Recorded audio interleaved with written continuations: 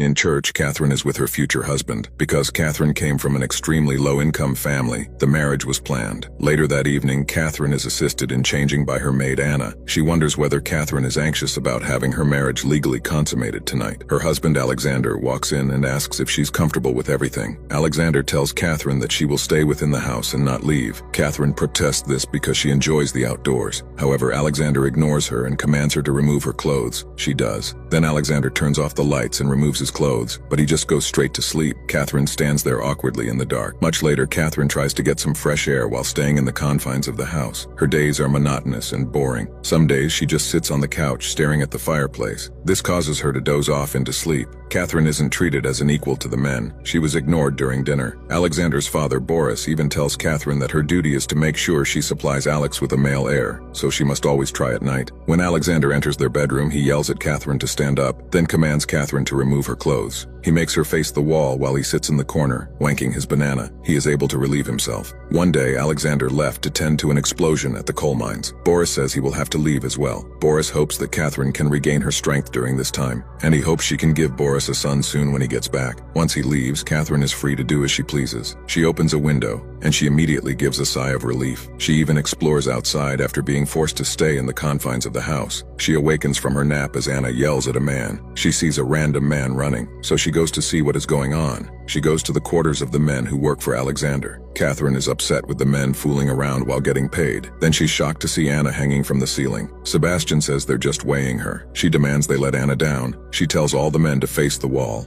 Anna rushes out there as fast as she can. Meanwhile, Catherine stares at Sebastian intently. Catherine asks how much she would weigh. Sebastian goes to her and grabs her to put her in the sling. Catherine is upset about this though, and is able to escape Sebastian's grasp. Before she leaves, she tells them that she will keep a close eye on them because they're wasting her husband's money by fooling around. Later, Catherine goes to Anna to ask her what the man's name was. Catherine has no regard for how Anna is feeling. Anna is still in a panic after the men assaulted her, but Catherine just shows her interest and concerns about Sebastian. When Catherine leaves, Anna cries. One morning, Catherine is out in the fields while Sebastian wonders if she's lost. Catherine ignores him though and keeps walking. Late at night, Catherine hears a knock at her door. It's Sebastian who tells her that he's bored. He tries to get into her room, but Catherine tries to push the door closed. Sebastian is able to overpower her and asks if she's bored. Sebastian tries to force himself on Catherine, but she fights back. Eventually, Catherine can't fight her urges anymore and lunges at Sebastian willingly. The two do the deed in less than 20 seconds. The next day, Catherine and Sebastian do it again. Later, Father Peter pays her a visit. He wonders why Catherine hasn't been attending church, so he assumes it must be her health. He advises her to just stay indoors. Catherine looks at Anna and deduces that Anna must have told Father Peter that she's out exploring a lot. As soon as he leaves, Catherine does it with Sebastian again. Meanwhile, Anna goes to the woods alone to harvest some mushrooms. Sebastian interrupts her. He's out walking the dog, and he says the dogs shouldn't be tied up too long or else they get too wild. Anna agrees and says the dog was indeed tied up too long. However, she's referring to Catherine. Anna tells Sebastian that if Alexander were to find out, he'd be upset. Sebastian ignores her warnings and goes to Catherine to do it again.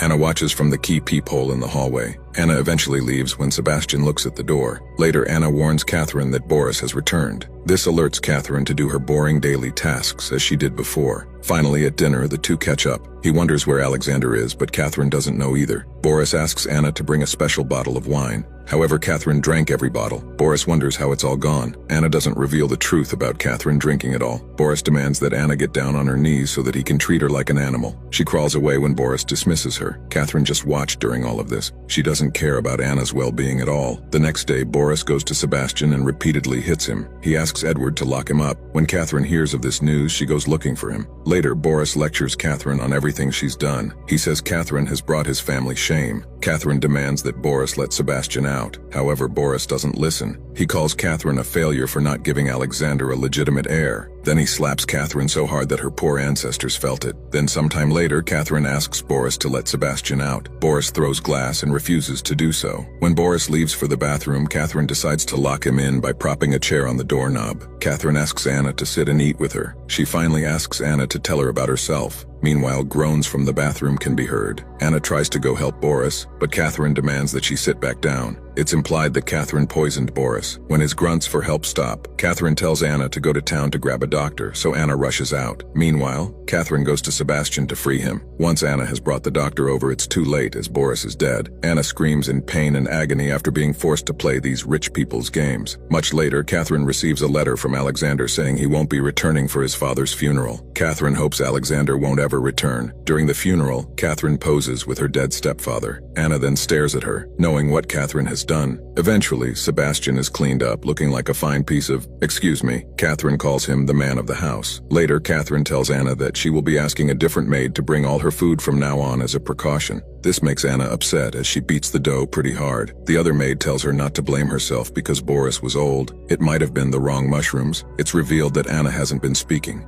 She's become mute. Sebastian is worried that Anna may start speaking again, but Catherine says she won't. Catherine wonders if Sebastian loves her. He admits that he does. She says that she will never be separated from Sebastian. She'd rather die than be separated from him. In the middle of the night, Catherine wakes up to a noise outside. She realizes that her husband has come home, so she tells Sebastian to hurry up and get dressed. She hides Sebastian in the closet, and then Alexander enters. Alexander finds a belt on the floor. Catherine lies about finding it in the fields. Then Alexander criticizes Catherine for growing fat. Catherine tries to get him out of the room by offering him tea. However, he stays in the room and Catherine serves him tea there. The two drink. Alexander finally admits that he knows that Catherine has been whoring around. He says Catherine has been spreading her legs so wide that he was able to find out from miles away. Alexander reminds her that Boris bought Catherine for less than the cost of a cow. He feels humiliated and wants Catherine to change her ways by staying in the house and reading her prayer book. Catherine is pissed about this, so she gets up and grabs Sebastian from the closet. She decides to lay Sebastian on the bed and mount him while Alexander watches. Alexander doesn't take long to get up and slap Catherine. Sebastian and Alexander begin to wrestle. Alexander decides to bite Sebastian's neck. This pisses Catherine off, so she hits him hard. Then she keeps hitting him, even after his death. Sebastian decides to bury the body in the woods. Catherine grabs the horse and shoots it. The force blows her back. The horse is so large that they weren't able to dig a grave for it. Catherine thinks it's a good idea to just pile dirt over it. After doing all of this, Sebastian has trouble sleeping because he constantly sees Alexander's face. He wonders how Catherine is able to move on so quickly from this traumatic experience. Catherine reminds him that they did it together to preserve their love, and because Alexander was going to kill him. They mount each other and do it again. The next morning, Catherine and Sebastian have breakfast together while Anna serves them tea. After days, the horse is decomposing badly, and since it was badly hidden, it's pretty much in plain sight. Sometime later, Agnes goes to Catherine to let her know that Alexander had slept with her daughter and fathered a boy named Teddy. Apparently, Alexander has been staying with Agnes and her daughter since the daughter died. Alexander became Teddy's legal guardian, and Agnes has paperwork to prove it. Agnes then tells Catherine that Alexander was headed to his estate when he suddenly disappeared. She assumes he's dead. However, Catherine doesn't think so. He's just missing, she says. Anna is listening to this juicy conversation as she pretends to tend to the food. Eventually, Agnes and Teddy both move in. Sebastian thinks Agnes is lying. However, Catherine reassures him that they have legitimate paperwork. Sebastian is confused as to how Alexander was even able to have a child with someone else,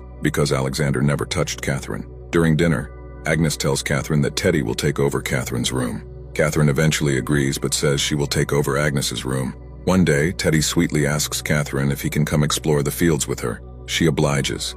Teddy compliments Catherine's beauty. He is a super sweet child. Meanwhile, Sebastian is back to living with the rest of the men in the dirty barracks. He sees Agnes in the woods one day and asks to join her. Agnes is a little scared at first, but she allows it. One day, Anna catches Catherine inspecting her pregnant belly. She decides to go to Sebastian to tell him the good news. However, Sebastian pushes her away because he doesn't want to be hanged. He says as long as Teddy is around, Sebastian will remain in his barracks. Much later, Catherine tries to call for Sebastian. Teddy interrupts her though. Then Catherine decides to push the boy off of her. He cries while running away. Catherine calls for Sebastian again, but she's ignored. News breaks out that the boy is missing. Everyone in the house goes looking for him in the woods. Sebastian is able to locate Teddy, who is sitting by a raging river right by a waterfall. Then at night, while everyone sits by a fire, Sebastian walks in with Teddy. He starts ordering them to grab blankets for the boy. However, Agnes tells him to get out of the house because he's a nobody who orders people around. Catherine runs to Sebastian, who is now packing up to leave. Catherine says she'll do anything to keep him from leaving. Sebastian admits that he had the perfect setting to push the boy down the waterfall, but it's too late now. Catherine tells him it's not too late. Catherine goes to Agnes and tells her to get some rest so she can watch over Teddy. Agnes thanks Catherine as she leaves the room. Catherine looks over Teddy with disgust. She allows Sebastian to enter the room. Then Teddy wakes up from his slumber. He's confused as Catherine tries to hold him. Then she puts a pillow over his face as he struggles and screams. Sebastian goes over to help Catherine suffocate the boy. Once it's done, Sebastian is shaken. It took a while for him to realize what had happened. Catherine sits in the chair, sobbing or pretending to sob. Later, Anna walks into the room realizing Teddy is dead. Meanwhile, Sebastian is in the woods, crying over what transpired. When Agnes finds out, she isn't able to contain her cries. Dr. Burden questions Catherine about what exactly happened. Catherine says she fell asleep for just 10 minutes. Then eventually, Teddy stopped breathing. She says she discovered it right before Anna walked into the room around 5 o'clock. Dr. Burden wonders if Catherine had been asleep for longer, and someone else had come into the room and suffocated the boy. Dr. Burden comments about Teddy's bruises. Catherine is quick to defend the claim that the bruises came from the waterfall. However, Dr. Burden says the bruises weren't there before. Later, a group of them continued to wonder how everything happened. Catherine tries to dismiss everyone's theories. Then Sebastian enters the room and confesses everything, including how Catherine used a pillow to suffocate Teddy. He also tells them how Catherine killed Alexander and how she poisoned Boris with mushrooms. Sebastian admits that Catherine's motive was for them to be together, but he felt suffocated by her. He calls Catherine a disease. Catherine says Sebastian is lying, so he tries to lunge for her, but the two men hold him back. Catherine says that it was Anna and Sebastian who did this. She doubles down on the lie and says Anna is the one who picks the mushrooms, and Anna and Sebastian must have had a secret relationship. She says Boris had beaten Sebastian before he died, which is enough motive to kill someone. Then, Catherine puts on a performance of a lifetime and says Teddy was like a child to her. Agnes goes to Catherine to hold her hand. When Anna hears of the accusations, she's dumbfounded but can't speak. Catherine stares at her with fierceness in her eyes. Anna decides this is her fate and remains quiet.